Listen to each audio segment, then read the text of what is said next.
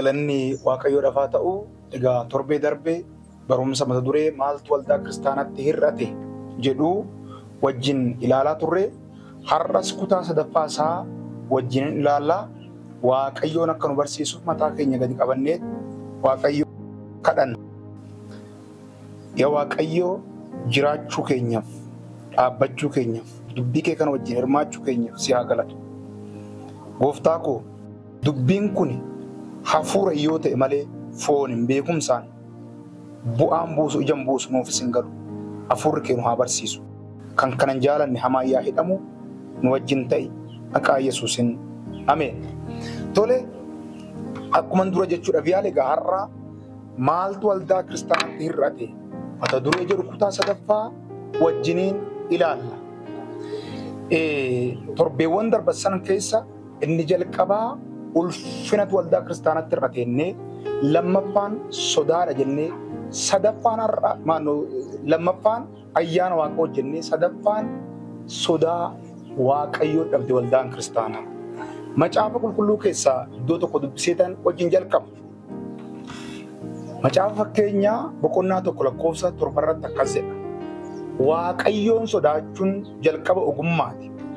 Gowwoonni garuu ogummaa fi barsiisa ni tuffatu jedhee dubbata. Salamoon waaqayyoon sodaachuun jalqaba ogummaatidha. Maal jechuudha? Namni ogeessa kan jedhamu, namni tokko beekadha kan jedhamu, inni jalqabaa yoo waaqayyoon sodaate jechuudha. Waaqayyoon sodaachuu jechuun maal jechuudha? Waaqayyoon sodaachuu jechuun al tokko tokko waaqayyoon abbaa humnaa waan ta'eef, waaqayyoon aangoo qabeessa waan ta'eef nu jeesa, nu rukkuta jechuu miti. Waaqayyoon dhuguma aangoo qabeessa, waaqayyoon dhuguma hin danda'a. Garuu waaqayyoon sodaachuu jechuun kabaja isaaf malu kennuufi jechuudha. Inni biraa waaqayyoon sodaachuu jechuun dubbii isaatiif deebii laachuu jechuudha. Waan macaafni qulqulluun kun jedhu deebii isaaf laachuu jechuudha. Waaqayyoon sodaachuu jechuudha.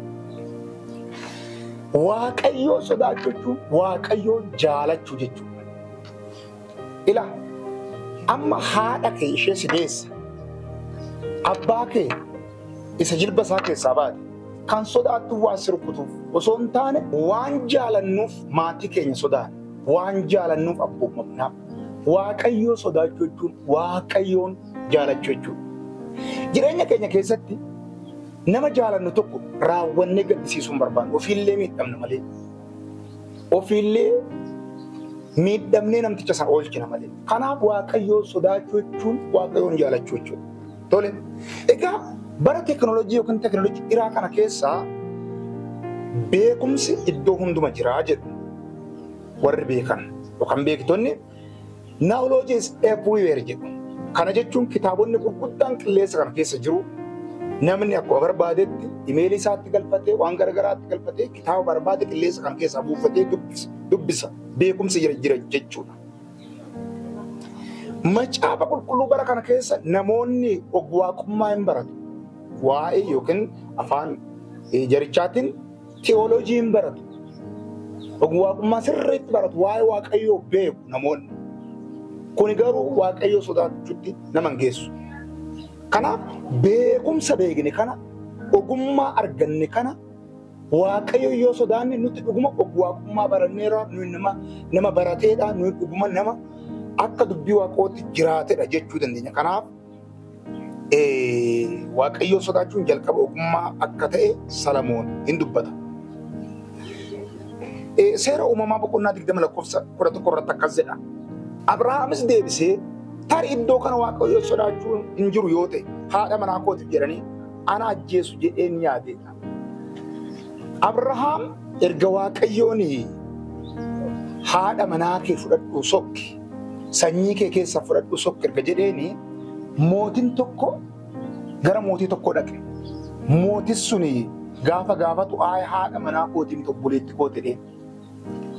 Abrahaam gaafa naannoo san laalu, naannoo isaa gaafa laalu, namoota naannoo sana jiran gaafa laalu sodaa waaqayyoo hin jiru. Sodaa waaqayyootti hin jiru. Kanaaf Abrahaam akkas jedhe namtichi erga fudhatee erga waaqayyoon namticha rukutee erga waaqayyoon namticha of eeggachiise maaliif akkas nu gootee deemu mootichi deebisee iddoo kana sodaa waaqayyoo hin jiru hoote waaqayyoo sodaachuun hin jiru hoote agartanii obboloota ko waaqayyoo sodaachuun edaa mootummaarra hin caala aangorra hin caala waaqayyoo sodaachuun hin jiru hoote ana ajjeesan jedheeta sodaadha biyya san keessatti kana jechuun maalirraa hubannaa nama ajjeesuun jira sababni isaa waaqayyoo sodaachuu waan hin jirre Abrahaam kana dura kan bare waaqayyoo sodaachuu beeka biyya san keessatti garuu waaqayyoo sodaachuun hin jiru waaqayyoon hin sodaatan jechuun jarichi ulfina waaqayyoodhaaf malu hin kennan jechuudha. Macaafa fakkeenyaa boqonnaa 19:23 irratti waaqayyoo sodaachuun jireenyatti nama geessaa namni sodaa waaqayyoon guutame iddoo yaaddoo malee ni boqotedha. Kuni sagalee addaati. Maal jedha? Waaqayyoo sodaachuun inni jalqabaa jireenyatti nama geessedha. Namni gara jireenyatti kan geeffamu waan horii baay'ee qabaateef miti. Waan fira qabaateef miti. Waan eegumsa qabaateef. Otoo hin taane waaqayyoon sodaachuun jireenyatti nama geessa. Sana booda jireenyatti geeffamu qofa miti. Waaqayyoo sodaachuun maalidha? Namni waaqayyoo sodaatu boqonnaatti jiraata. Yaaddoo malee jiraata. Yesuus gooftaan. Ni boqote yaaddoo malee jiraata. Har'a maaliif biyyi keenya perperamte? Har'a maaliif waldaan kiristaanaa perperamte? Har'a jireenyi dhuunfaa maaliif perperamte? Maaliif waaqayyoo irratti of gatuu dadhabne? Waaqayyoon jalqabatti sodaachuu waan dadhabnee fi sodaa waaqayyoo waan hin qabneef ofii keenyaa sodaannaa hin perperamnaa boqonnaa dhabne. Kanaaf waldaan kiristaanaa Itoophiyaa keessa jirtu waldaan kiristaanaa Kiristoosin lallaba jettu inni jalqabaa isa lallabdu sana Kiristoos giddugaleessa godhattee sodaa isaa malu sodaachati tajaajiluu qabdi. Bara Ermiyaas keessa waan addaa tokko ture.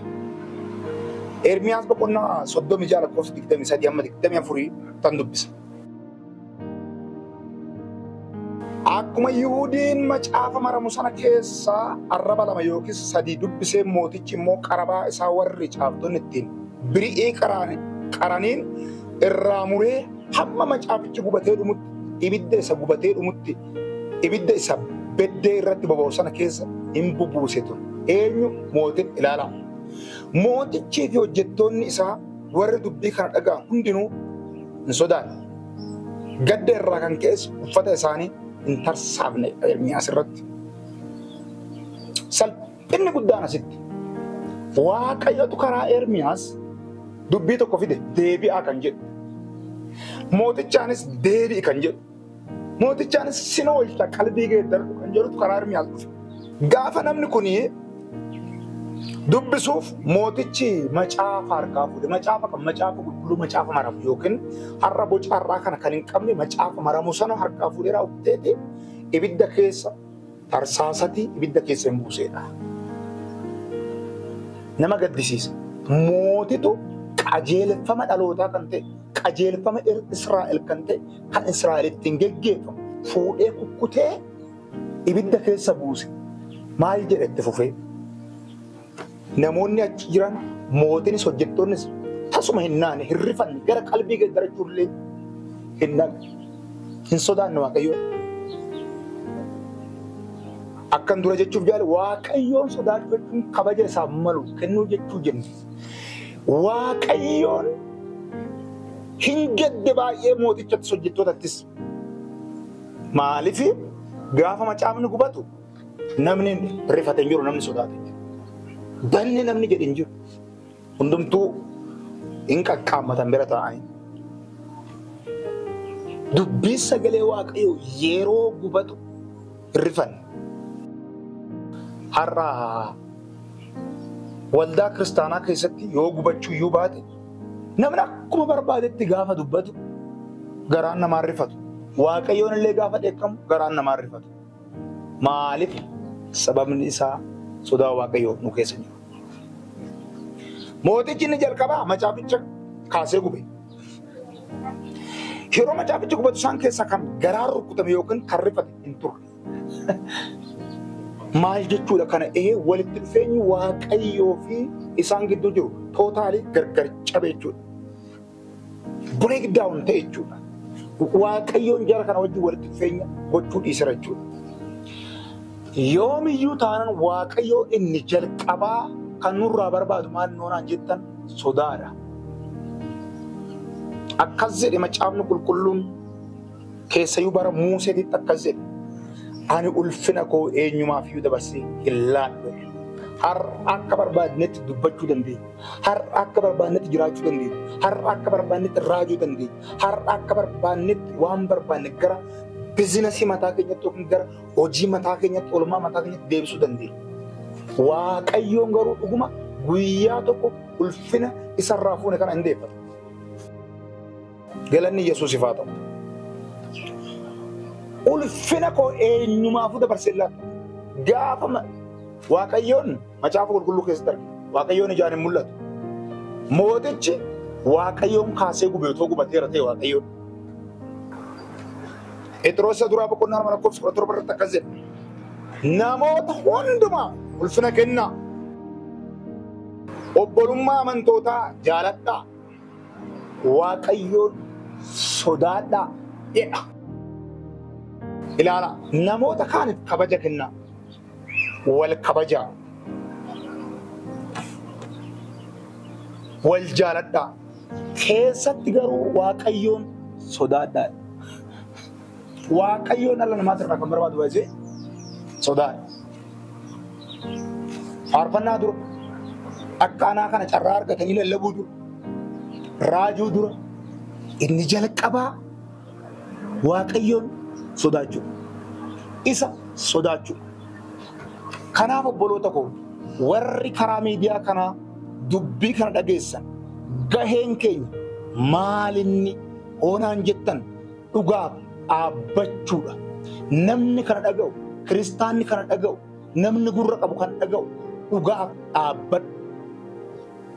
Gaheen kiyya kana macaafni qulqulluun dhugaan birmaduu nama baase. Iddoo dhugaan jiru birmadummaatu jira. Iddoo sobni jiru kufaatitu jira. Iddoo Waaqayyoo sodaachuun dhabame kufaatitu ariifame. Gaheen keenya inni guddaan dhugaadhaaf dhaabbachuudha. Bara Saamu'eel keessa akkas jedha. Saamu'eel yommus waan Waaqayyoon isatti dubbate keessaa tokkollee otoo hin dhoksin isatti hime. Saamu'eel isa duraa boqonnaa 18 irratti. Bara Saamu'eel keessa wanti nyaata wanti dhugan jira. Namni aarsaa dhiyeessuudhaan iddoo garaagaraatiin dhufa gara mana qulqullummaa. Bara keenya kanas amma waldaan guute baay'ee. Namoonni istaatiksiin biyya keenyaa gara miliyoona 30tti kan ol siqu.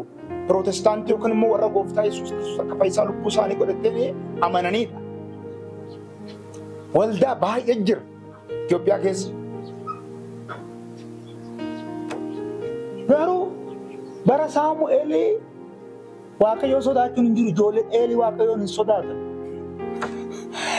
Gaafa waan aarsaadhaaf fidanillee duursanii nyaatu. Otoo Waaqa of aarsaan mi'eessin. Kana jechuun sodaa Waaqayyoo hin qaban jechuudha. Galanni isaaf haa ta'u. Saamu'eel garuu akkas jedhe. Gaafa Waaqayyoon dhufee Saamu'eel jedhee isa waamu dubbii gurguddaa itti hime. Eeliin akkas jedheen. Adaraan itti hime gaafa jedhuun tokko otoo hin hambisin dhugaa. Tokko otoo hin hambisin Eelitti dhugaa itti hime. Anaaf kee kan oolchu waan tokkoof tokko dhugaatu nu oolchu. Gama biraatiin bara Ermiyaas gara Ermiyaasitti gaafa dhufnu bara Ermiyaas raajota gurguddaa jira. Raajota gurguddaa nama warra gurra qaban jechuudha. Warra hordoftoota baay'ee qaban jechuudha. Hordoftoota baay'ee qabaachuun garuu dhugaa nama hin taasisu. Ana namni baay'ee waan na dhaga'eef yookiin waan na hordofeef namni baay'een immoo waan na dhiiseef dhugaan na bira hin jiru yookiin dhugaan na wajjin jira jechuudha. Bara Ermiyaas raajiin Anaaniyaa jedhamu tokko tureera.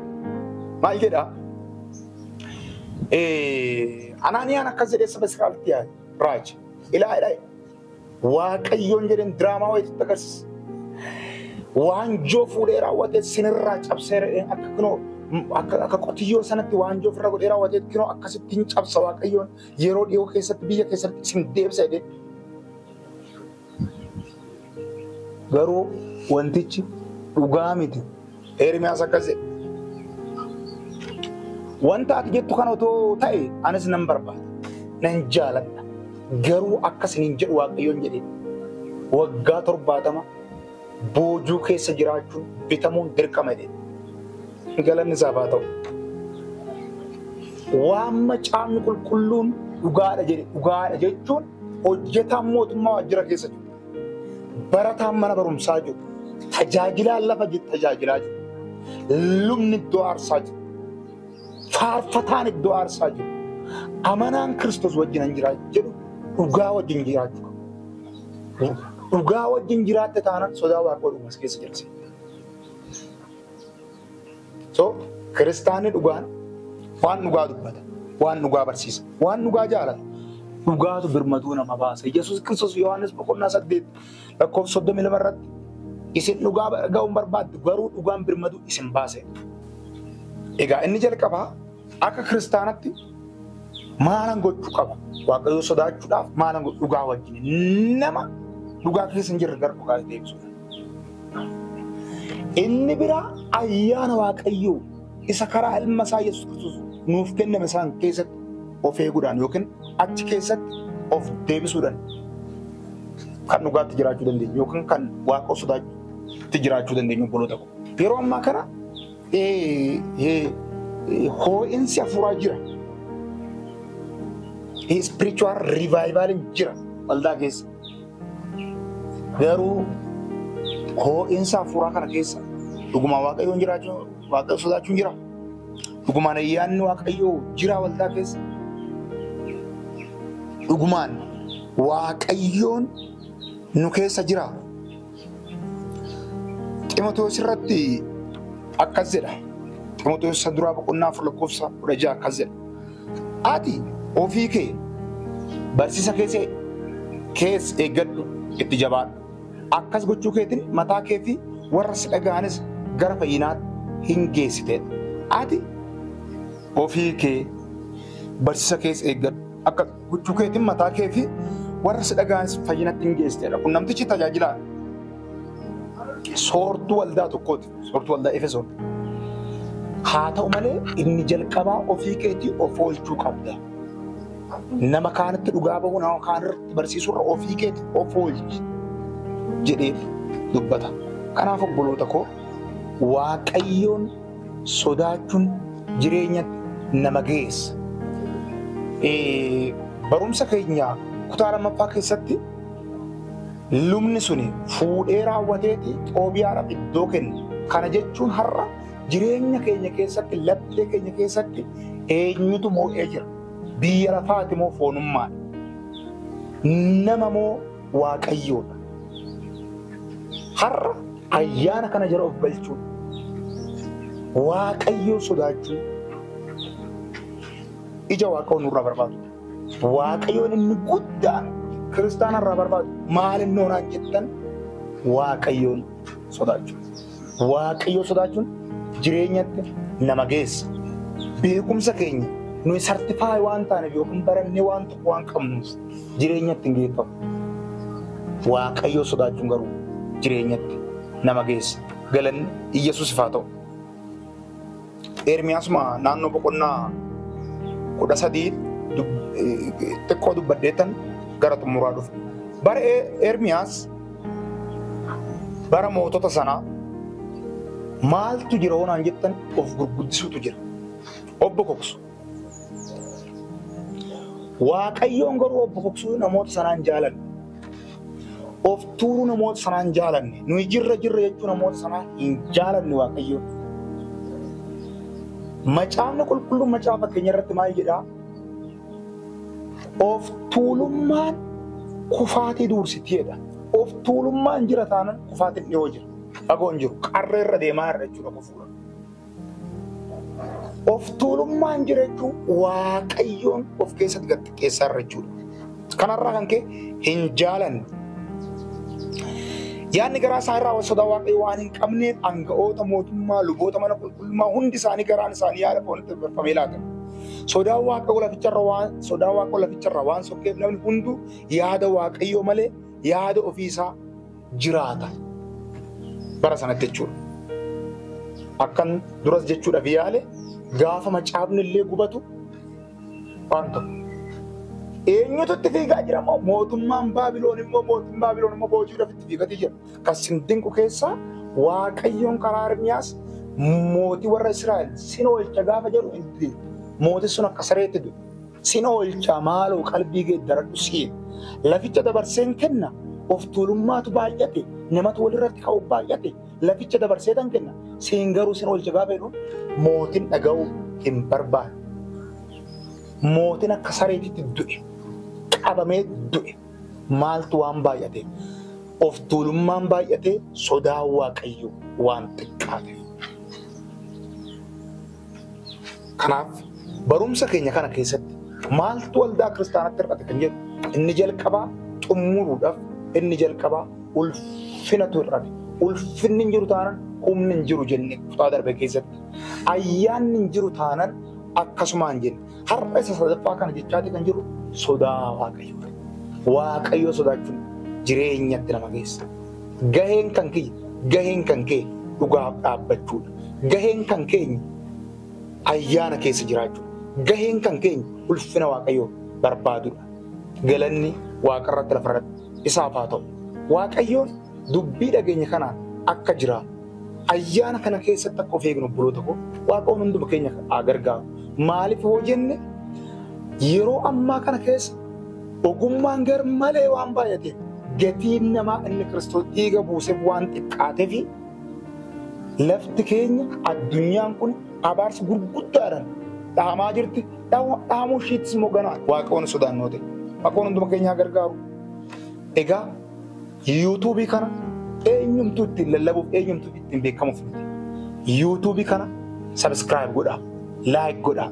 Hiriyoota keessan biraas immoo gahaa. Waaqayyoon biyya keenya, mana keenya, waldaa kiristaanatiif nagaa haa laatu. Eebbifamaa.